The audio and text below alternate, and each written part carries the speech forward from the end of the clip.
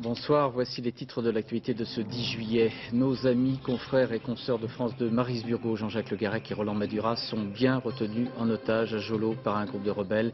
Ils ont pu nous joindre par téléphone, ils sont en bonne santé. Temps de crise en Israël, alors que doivent s'ouvrir de nouvelles négociations de paix avec les Palestiniens. À Washington, le Premier ministre Ehud Barak est confronté à une motion de censure, motion repoussée ce soir. La garde des Sceaux refuse la libération conditionnelle de Patrick Henry, qui fut condamné à perpétuité en 1977. Météo de tempête sur le Tour de France pour la 10e étape où l'Américain Lance Armstrong, comme une tornade, endosse le maillot jaune à Lourdes-Hautacam. Le Festival d'Avignon avec dans la cour d'honneur du Palais des Papes mercredi soir Médée de Ripide, mis en scène par Jacques Lassalle avec Isabelle Huppert qui sera en direct à la fin de cette édition depuis Avignon. Il n'y a donc pas de doute, depuis hier on compte 3 otages de plus aux mains de rebelles musulmans sur l'île de Jolo au sud des Philippines. C'est une équipe de France 2 venue faire son travail d'information, c'est-à-dire tenter de comprendre la situation sur l'île qui est ainsi retenue. Maryse Burgot, Jean-Jacques Le Garec et Roland Madura ont pu établir à la mi-journée avec nous un contact téléphonique sous contrôle des rebelles. Nos 3 amis sont en bonne santé, ils n'ont pas été maltraités. Vous allez voir à présent des images de leur arrivée, c'était samedi à Jolo, images tournées par l'un de nos confrères qui voulait ainsi montrer qu'une télévision occidentale s'intéressait à la situation de Jolo et des otages. Commentaire Patrice Romden. Quand ils débarquent à Jolo avant-hier, Jean-Jacques Le Garec, Roland Madura, Corinne Gaucheran et Maryse Burgot sont accueillis par une caméra. En effet, l'affaire des otages est en sommeil médiatique et la présence en ces lieux de 4 Européens constitue un mini-événement. Comme l'impose l'usage, l'équipe se scinde en 2. Corinne, la monteuse, installe le matériel de transmission à l'hôtel de Jolo. Les 3 autres prennent la direction de la jungle. Ils n'en font pas mystère, ils ont rendez-vous à une quinzaine de kilomètres de là avec le geôlier en chef de 33 otages. Ils sont allés voir le commandant Robot pour s'enquérir du sort des otages, confirme le chef de la police de Jolo. C'est lui le commandant Robot. Ce matin, il autorisait notre équipe à nous téléphoner. Un leitmotiv, nous allons bien, rassurer nos familles. Corinne, elle, s'est repliée sur Zamboanga, où l'ambassade de France possède une annexe. Jolo est moins sûr que jamais, les fusillades entre policiers et rebelles musulmans s'y multiplient. En envoyant une équipe de reportage sur place, France 2 voulait faire en sorte que l'on n'oublie pas les otages. Plus que jamais, on pense à eux. Ce qui vient d'arriver à notre équipe n'est qu'un nouvel épisode dramatique d'une situation aux Philippines où la technique de la prise d'otage est devenue monnaie courante. Une vingtaine de touristes sont depuis près de 3 mois maintenant captifs sur cette île de Jolo. Explication avec Jérôme Beny. Cela fait 78 jours que les vacances de 20 plongeurs en Malaisie ont tourné au cauchemar. Depuis qu'ils sont détenus dans l'île de Jolo par le groupe islamiste Abu Sayyaf. Le 16 mai, l'un des chefs du groupe, surnommé le Manchot, faisait part de ses revendications. L'ennemi de notre mouvement, c'est le gouvernement philippin. Ici, dans le sud des Philippines, le but de notre mission est d'instaurer la loi islamique et l'État islamique. Ils exigent aussi des droits de pêche dans cet archipel du sud des Philippines et $1 million, 7 millions de francs par otage. Autant que des militants politiques, les ravisseurs sont les héritiers d'une tradition de piratage et de kidnapping dans la région. L'inflation des rançons ces derniers temps n'a fait que grossir les rangs des volontaires, gardiens d'otages, plus que combattants. Mais le gouvernement philippin doit aussi faire face au sud du pays à une véritable guérilla musulmane forte d'environ 15 000 hommes, le Front Moro-Islamique de Libération qui n'a jamais accepté les accords d'autonomie de 1978 et continue de se battre pour l'indépendance. Ces derniers temps, l'armée philippine a remporté des victoires décisives contre cette guérilla. Aujourd'hui, le président Estrada s'est rendu dans la principale base rebelle qui vient de tomber. Par solidarité avec le mouvement indépendantiste, le groupe Abu Sayyaf exige maintenant que l'armée se retire des territoires qu'elle vient de conquérir. Une situation militaire qui hypothèque l'avenir des otages. Les négociations pour leur libération sont interrompus depuis 3 semaines. En une semaine, les États-Unis, selon la secrétaire d'État Madeleine Albright, pensent pouvoir conclure un accord de paix entre Israéliens et Palestiniens. C'est presque un pari, tant les positions de part et d'autre semblent pour l'instant très éloignées. Un membre de la délégation palestinienne a même fait défection, estimant que l'on allait à l'échec. Yasser Arafat et Ehud Barak se retrouveront à Camp David dès demain. Mais aujourd'hui, le Premier ministre israélien avait une autre préoccupation majeure, repousser une motion de censure. Il est mathématiquement minoritaire après le départ de plusieurs composants de sa majorité, mais M. Barak affirme qu'il a le soutien de l'opinion publique. Peut-être sensible à cet argument, les députés de la Knesset, il y a quelques minutes, n'ont pas voté cette censure. Commentaire Richard Binet. Lorsqu'il se présente en début d'après-midi devant la Knesset, Ehud Barak sait qu'il joue son va-tout. Mais sa décision est déjà prise, que son gouvernement soit en minorité ou non, il se rendra ce soir, comme prévu, à Washington. C'est d'ici, de Jérusalem, que je vais partir aujourd'hui pour Camp David, afin de parachever l'œuvre de paix commencée par Menahem Begin et Yitzhak Rabin. La séance est houleuse. Hier, coup sur coup, les 3 formations de droite de sa majorité parlementaire décidaient de le lâcher. Particulièrement les ultra-orthodoxes séfarades, qui soupçonnent le Premier ministre israélien de vouloir brader la paix. Nous pensons qu'Ehud Barak aurait dû se fixer des limites, une ligne rouge à ne pas franchir avant de se rendre aux négociations. D'autres que lui auraient sans doute annulé leur voyage. Mais Ehud Barak tient bon, n'hésitant pas, lors d'une allocution télévisée, à prendre les Israéliens à témoin. J'ai été élu sur la base de vos votes et ce de manière claire, pour changer la réalité, pour assurer un avenir différent à nos enfants. Et si j'avais agi en fonction des partis, nous serions encore embourbés au Sud-Liban. Pendant ce temps, la droite et la gauche préparent leur manifestation. Une fois de plus, le processus de paix divise la classe politique, alors qu'un récent sondage montrait que la majorité des Israéliens approuvait le voyage d'Ehud Barak à Camp David. Et puis pour ajouter à cette atmosphère de crise en Israël, le président de la République, Eizer Weizmann, a démissionné. Il est mis en cause par la justice. Le favori pour sa succession est Shimon Peres. Pendant ce temps, de l'autre côté du plateau du Golan contesté, en Syrie, une sorte de plébiscite était organisé aujourd'hui, un référendum permettant à Bachar el-Assad de succéder à son père, et cela pour les 7 prochaines années. En Algérie, ces dernières 48 heures, on a encore comptabilisé 21 morts, non loin de Tipaza, notamment à 70 km à l'ouest d'Alger, ainsi qu'à Tismesilt, c'est à 250 km au sud-ouest de la capitale. Les attentats et les tueries en Algérie auraient fait une centaine de morts en une semaine. À Manille, aux Philippines, une gigantesque décharge s'est affaissée en périphérie. Regardez ces images terrifiantes. Au moins 50 personnes seraient mortes et une centaine d'autres, peut-être ensevelies sous ces déchets, sont portées disparues, donc en périphérie de Manille. Dans le sud-est de la France, les zones incendiées le week-end dernier sont maintenant totalement sous contrôle. Une chapelle ardente a été dressée à la caserne d'Arles pour les 2 pompiers décédés. De très nombreuses personnes, connues ou non, habitant la région, sont venues signer le registre de condoléances pour exprimer leur solidarité. Une solidarité qui s'adresse surtout aux pompiers volontaires. C'est sur eux que repose une grande partie du dispositif de veille et de lutte contre les incendies. Pour France 2, Gilles Marinet et Jean-Paul Miotto étaient aujourd'hui à la Cadière d'Azur en compagnie d'un homme de 50 ans, viticulteur de profession et pompier volontaire. Les vignes, il les inspecte en uniforme, une tenue que les événements ne lui laissent même plus le temps d'ôter. Pourtant, ce n'est pas son métier. Je suis sapeur-pompier volontaire depuis 25 ans. Et viticulteur, bien sûr.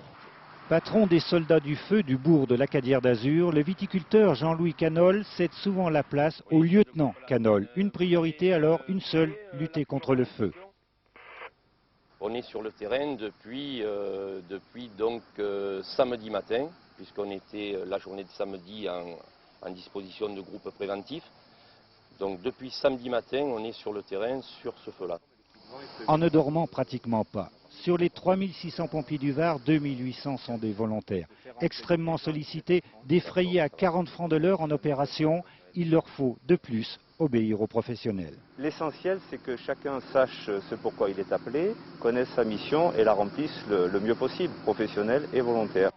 Motivés, ils le sont. Pour eux, l'engagement va de soi et se passe d'explications. Le problème, par contre, c'est que la société les reconnaît de moins en moins. Difficile aujourd'hui de concilier emploi et bénévolat. J'ai certains membres du corps qui sont bloqués par la disponibilité puisque les patrons ne les libèrent pas. Peu d'entreprises, en effet, acceptent de signer des conventions pour les bénévoles. Certains ont même perdu leur emploi et c'est aujourd'hui le principal frein au recrutement. L'ouverture d'une information judiciaire à la suite de décès suspects dans une clinique à Saclay, dans le département de l'Essonne, a provoqué des réactions d'une partie du personnel de cet établissement, la Martinière. Un délégué syndical a même parlé de calomnie. De son côté, le procureur d'Évry, Laurent Davenas, estimait ce matin que les témoignages recueillis faisaient état de pratiques qui dépassent l'entendement. Enquête Patrick Fandiou. Après 2 journées de silence, la riposte, celle d'une partie du personnel de la clinique. Ils veulent dénoncer ce qu'ils appellent la vengeance calomnieuse de leurs anciens collègues. L'affaire repose sur des déclarations d'anciens salariés dont certains sont en conflit avec l'établissement et ont affirmé en quittant la Martinière qu'ils auraient des têtes. Nous sommes écœurés des termes employés et des accusations portées. Nous faisons confiance en la justice qui saura faire rapidement la lumière sur cette affaire. Ils vont écrire au procureur pour lui dire qu'il n'y a jamais eu de cocktail mortel de sédatifs ou de violence sur malade, que toute cette affaire n'est qu'un règlement de compte syndical. D'ailleurs, font-ils remarquer, les familles des personnes soignées ici ne se plaignent pas, bien au contraire. Ma femme est là depuis maintenant 5 mois, je peux certifier qu'elle est très bien soignée. Voilà, c'est tout. Et c'est pas son premier séjour, c'est son 3e séjour, et à chaque fois elle a été parfaitement soignée par du personnel compétent et très dévoué. Des morts survenus à la Martinière intéressent pourtant la justice. À la mairie, nous avons retrouvé dans ces registres les actes de décès. 106 morts depuis 1997. Les enquêteurs devront identifier parmi eux d'éventuels cas d'euthanasie et peut-être même procéder à des exhumations. Ils auraient déjà repéré 25 cas suspects, ce qui conforte les accusateurs du médecin. Nous, ce que l'on dit, pour beaucoup de choses, on peut le prouver, puisque, encore une fois, le procureur a jugé-t-il d'ouvrir pour homicide volontaire, ce qui est une exceptionnelle gravité, encore une fois. Il faudra sans doute attendre l'analyse des dossiers médicaux et les expertises des médecins légistes pour savoir ce qui s'est passé là-bas, dans la grande maison de soins, dans la prairie. Pas de libération conditionnelle pour Patrick Henry, qui fut condamné à la perpétuité en 1977 pour le meurtre du petit Philippe Bertrand. La garde des Sceaux a refusé de commenter sa décision pour ne pas participer à une médiatisation de l'affaire, dit-elle. Décision démagogique, selon le président de l'Observatoire international des prisons. Commentaire Thierry Curtet. Patrick Henry doit rester en prison. C'était sa 7e demande de remise en liberté. Dans son communiqué, la garde des Sceaux ne fournit pas d'explication sur sa décision. Il faut donc s'en tenir à quelques lignes d'un communiqué. La ministre de la Justice a procédé à un examen approfondi du dossier et s'est entourée de nombreux avis qu'elle a recueillis personnellement. Car la décision lui incombe directement. L'émotion publique suscitée récemment par cette nouvelle demande rendait le dossier très politique. Du côté de Patrick Henry, on pensait pourtant avoir rempli toutes les conditions. Je suis à la fois déçu et surpris. Déçu parce que j'estimais, mais c'est peut-être un jugement personnel, que Patrick Henry remplissait toutes les conditions pour pouvoir être libéré conditionnellement, ce qui n'est pas une mise en liberté totale, très loin de là. Dans sa prison de Caen, Patrick Henry a passé des diplômes, d'informatique notamment. Tous ses proches l'estiment prêt à sortir après 24 années de détention. Dans l'émission Mots croisés sur France 2, le président de l'association Parents d'enfants victimes faisait entendre une autre voix. Je crois qu'entre le pardon et la sanction, ce sont des choses extrêmement différentes. Actuellement, s'il était condamné, je pense qu'il aurait une peine de sûreté de 30 ans. Est-ce qu'on ne pourrait pas attendre symboliquement cette date pour penser à sa libération ? À partir du 1er janvier 2001, les demandes de remise en liberté de condamnés à perpétuité ne seront plus du ressort du ministre, mais d'une commission indépendante. Le maire de Paris, Jean Tibéri, a toujours une large majorité au conseil municipal. Les socialistes voulaient par une motion qu'il soit désavoué, mais ils n'ont pas été suivis par la droite, ce qui est logique, et pas non plus par quelques-uns de leurs alliés. Reportage Laurent Hakim et Christian Leroux. Jean Tibéri tient bon. Le dernier épisode en date du sitcom politique parisien en témoigne. Pour déboulonner le maire, la gauche a différentes recettes. Premier plan de bataille, grève des écologistes qui appellent d'autres élus à les imiter pour empêcher la tenue du conseil. La gauche fait 63 voix. Donc il suffit que 19 conseillers de droite qui refusent le système quasi-mafieux ou mafieux de la ville n'entrent pas en séance. En fait, le piquet de grève est réduit à 3 élus qui vont gentiment regagner l'hémicycle. Deuxième plan de bataille, les socialistes proposent une motion de défiance. Aucune chance de recueillir une majorité. De plus, elle est illégale puisque non prévue par le Code des communes. Mais il faudrait, ça serait utile à Paris. C'est ça le mandat d'un élu, c'est d'essayer de se rendre utile. Mais il paraît que c'est pas dans les statuts là ce que vous Mais demandez. La démocratie, c'est le bon sens. Jean Tibéri propose finalement la motion au vote. La majorité de droite soutient le maire et rejette la censure. Jean Tibéri exulte. Les élus de la majorité, avec une force très grande, m'ont apporté clairement, sans ambiguïté, leur soutien. Curieusement, à gauche, les chevènementistes se sont démarqués de leurs alliés socialistes. Pour notre part, nous n'avons pas pris part au vote parce que, comme je l'ai dit, je ne souhaite pas que le Conseil de Paris soit transformé en prétoire. En réalité, la gauche savait sa motion perdue d'avance, mais la démonstration est faite, les séguinistes soutiennent Jean Tibéri. On ne vote pas pour le système en place, je vote contre la gauche, monsieur. Je vote contre Delanoë aujourd'hui, vous l'avez bien vu. Donc c'est clair. Et moi, pour le maire en place, Jean Tibéri. Je vote pour la démocratie. Le vote du budget a dû être retardé de plusieurs heures pour laisser passer les joutes politiques. Un scénario voué à se reproduire dans les prochains mois, notamment à l'occasion des prochains rendez-vous judiciaires de Jean Tibéri. Les élus de Corse, nationalistes ou non, ont pris connaissance en fin d'après-midi d'une première série de réponses du gouvernement concernant une modification du statut de l'île. C'est la fin d'une première partie de série de discussions ouverte par Lionel Jospin. Les nationalistes insistaient beaucoup sur un pouvoir législatif. Il semble avoir été en partie entendu. Commentaire Arnaud Boutet avec Olivier Robert. C'est la dernière ligne droite. Quelques minutes avant la réunion, certains élus comme les nationalistes semblent tendus et restent muets. Aujourd'hui, le gouvernement devait exposer certaines de ses préférences, avec au menu la simplification administrative de la Corse. Matignon souhaite la fusion des 2 départements en un seul. José Rossi, le président de l'Assemblée territoriale, veut aller plus loin en supprimant tout simplement les 2 départements. Mais certains conseillers généraux refusent car ils craignent que l'Assemblée de Corse ne prenne alors trop de pouvoir.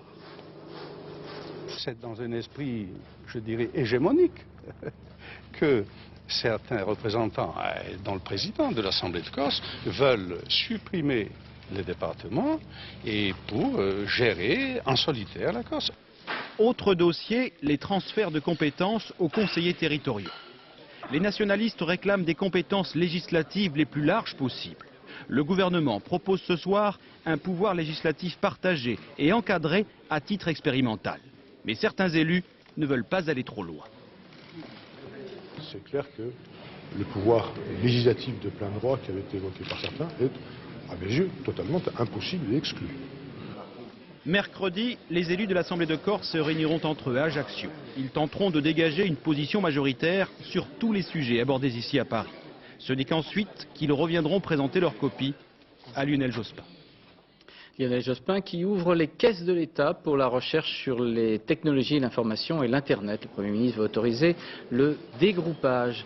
Dégroupage, c'est-à-dire l'ouverture du réseau local de France Télécom à la concurrence. Jusqu'à présent, les communications locales étaient un quasi-monopole de France Télécom. D'autre part, le gouvernement va consacrer 3 milliards de francs en 3 ans à des actions de formation, d'initiation du grand public à l'Internet afin de combler le fossé numérique. Et puis en matière d'attribution des licences de boucle locale radio, une décision devrait être annoncée demain. Les candidats opérateurs privés de télécommunications sont très nombreux. 2 licences nationales doivent être attribuées et 2 autres licences pour chacune des 22 régions, plus dans les territoires et les départements d'outre-mer. Pour comprendre l'intérêt de ces boucles locales de transmission et donc l'enjeu économique, voyez le reportage de Pascal Golomer et Dominique Derda à New York.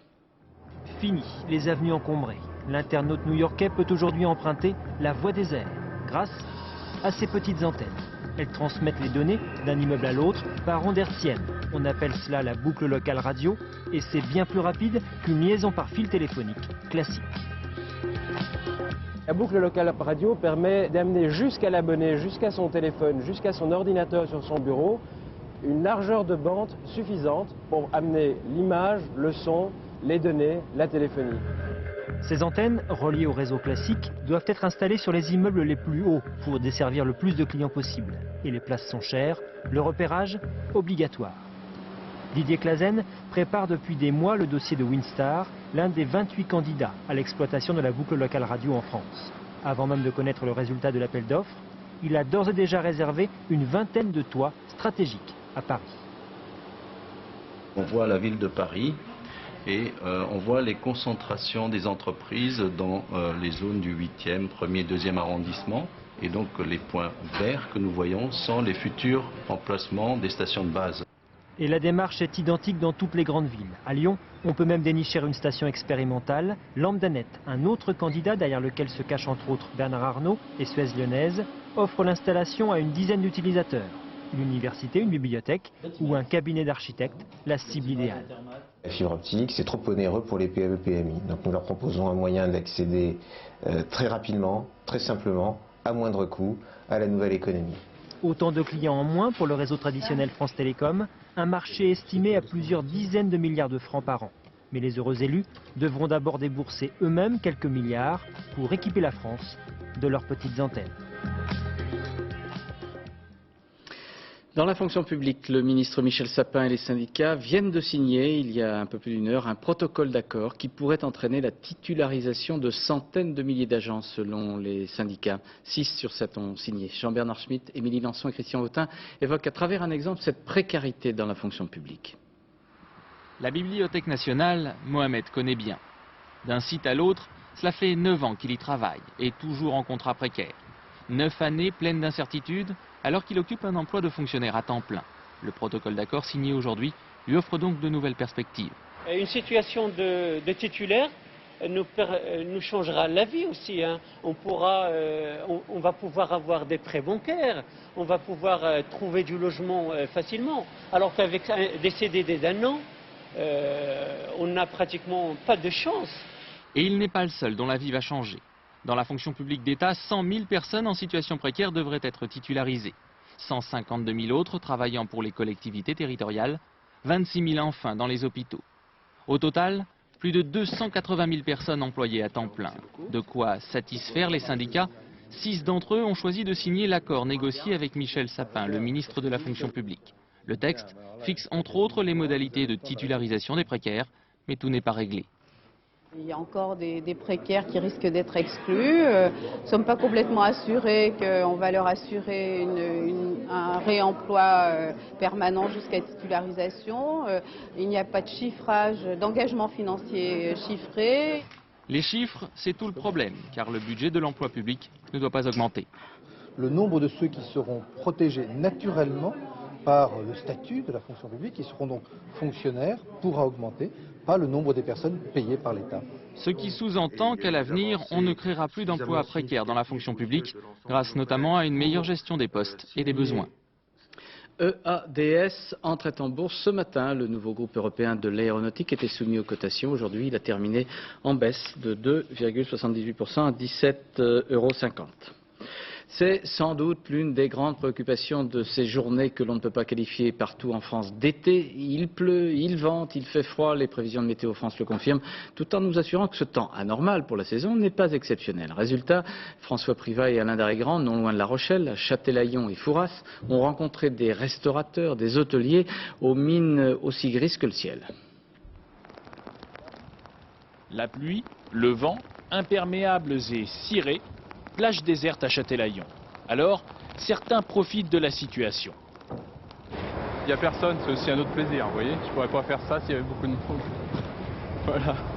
On est déçus, mais bon, ça, personne n'y peut rien, évidemment.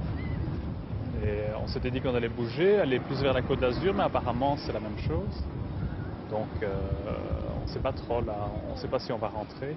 On n'est pas très confiant pour cette nuit dans le camping, mais bon... On prend avec, quoi. Tous aux abris, au camping justement, et partie de pétanque entre deux averses. Il pleut que 2 fois par an, une fois 6 mois, une fois 5 mois. Donc on espère qu'on est dans le bon mois. Qu'est-ce que vous êtes en train de faire là? Des tranchées pour éviter que le vent soit trempé. Si vous voulez, le mauvais temps ici, il va pleuvoir 2 heures et puis une heure après il fait beau, donc ça va, ça vient. Il faut garder le moral, il faut être optimiste dans la vie et puis bon, il faut dire que c'est général. Plus au sud, la plage centrale de Fouras est tout aussi fréquentée. Si les hôtels sont correctement remplis, Les terrasses, elles, restent vides. Le vent, la pluie, on espère que ça va cesser très rapidement d'ailleurs ce temps, parce que les touristes ne sont pas là. Mais le vent et les vagues peuvent quand même faire des heureux. En Charente-Maritime, le retour du soleil est annoncé pour la fin de la semaine. Et ce mauvais temps fut exact au rendez-vous pendant de longues heures pour les coureurs du Tour de France engagés dans la 10e étape entre Dax et Lourdes-Hautacam. 205 km sous la pluie, les bourrasques avec un vainqueur, l'Espagnol Ochoa, et un nouveau maillot jaune époustouflant, l'Américain Lance Armstrong, le vainqueur du Tour de l'année dernière. Côté cycliste et côté spectateur, le reportage de Christelle Bertrand et Frédéric Basquet. Dans la montagne, Lance Armstrong est un cas d'école. L'Américain a donné une leçon tactique à tout le peloton. Au pied de la dernière et plus dure montée de la journée, Armstrong accélère et provoque Marco Pantani suivi d'Alex Zülle. Le tenant du titre démontre au vainqueur 98 qu'il va falloir être fort pour lui ravir la victoire 2000. Pantani n'arrive pas à suivre Armstrong, qui part seul rejoindre un groupe de 6 coureurs emmené par Richard Virenque. Sans équipier en éclaireur, Lance Armstrong applique une telle cadence qu'encore une fois, personne ne peut suivre. Il y a Armstrong qui est revenu comme un avion, mais bon, aujourd'hui je suis assez content de moi.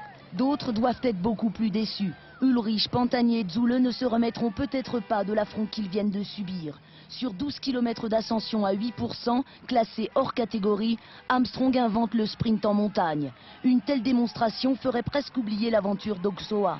L'Espagnol, qui n'a jamais rien gagné de sa carrière, réussit un raid solitaire de 155 km. Il remporte cette 10e étape du Tour avec un Lance Armstrong lancé à ses trousses. Sous une pluie battante et dans le froid, Lance Armstrong n'est vraiment pas un coureur comme les autres. J'étais dans un bon jour. Le temps était comme je l'aime, comme un sestrière l'an passé. Dans la première étape de montagne, l'Américain assomme le Tour, s'adjuge le maillot jaune et relègue Ulrich à 4 minutes 40, Zülle à 7,22 et Pantani à 10,34. Lance Armstrong voulait prouver que même avec les meilleurs cette année, il peut encore gagner. CQFD. Et puis honneur au tennisman américain Pete Sampras qui a remporté hier soir pour la 7e fois le tournoi de Wimbledon. Sampras a battu l'Australien Patrick Rafter en 4-7, 6-7, 7-6, 6-4, 6-2.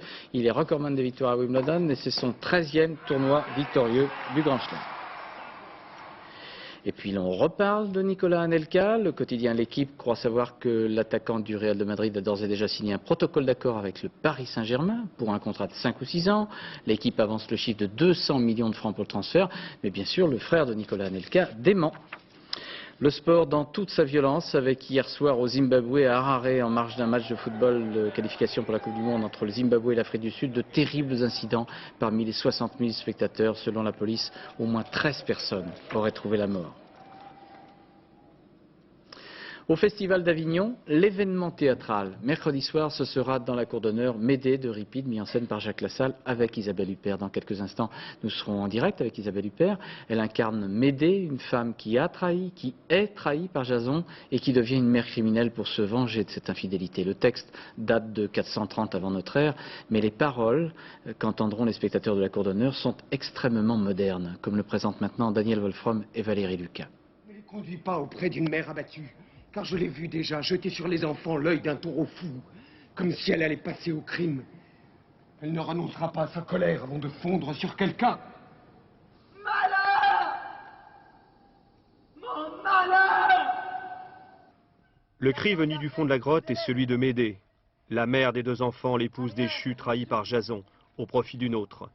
Sa vengeance sera terrible. Privé de vous deux, je vais passer la vie. Dans mes chagrins, dans mes douleurs, vous ne verrez plus votre mère de vos yeux chéris. Vous serez parti vers une autre apparence de la vie. Va-t-elle tuer ses 2 fils? Elle en doute encore. Non, non, non, non, non, non, non, non. Que dois-je faire? À aucun moment elle ne sait où elle va. On est loin du destin imposé par les dieux de la Grèce. L'héroïne s'interroge sur ses actes. Médée, en ce sens, est une tragédie moderne. Pour quelle raison attrister leur père en leur faisant du mal? Si je me donne un malheur 2 fois plus grand.